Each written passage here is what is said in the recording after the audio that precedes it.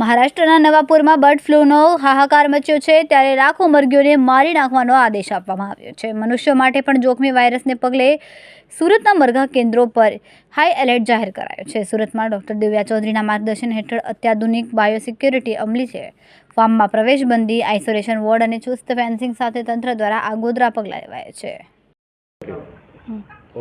Doctor દિવ્યાજી Chaudhary, મદદનીશ પશુપાલન નિયામક તરીકે ઘનિષ્ઠ મરઘા વિકાસ ઘટક સુરત ખાતે અહીં ફરજ બજાવું છું।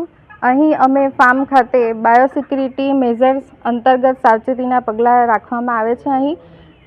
અહીં ફાર્મમાં સ્ટાફ સિવાયના વ્યક્તિઓનો પ્રવેશ પ્રતિબંધ છે।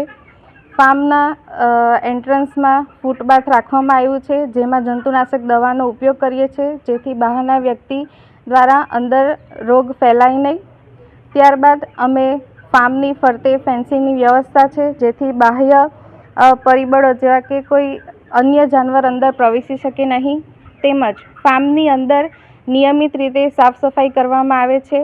મરઘાઓના આહાર માટેના સાધનો, ખોરાક પાણીના સાધનોનો રેગ્યુલર અમે સફાઈ રાખવામાં આવે છે તથા નવા પક્ષીઓને અલગ રાખવામાં આવે છે અને પક્ષીઓને બીમાર પડતા એને અલગ રાખી એની અલગ સાવચેતી રાખવામાં આવે છે તથા અમે અહીં પક્ષીઓનું રેગ્યુલર વેક્સિનેશન પણ કરીએ છીએ।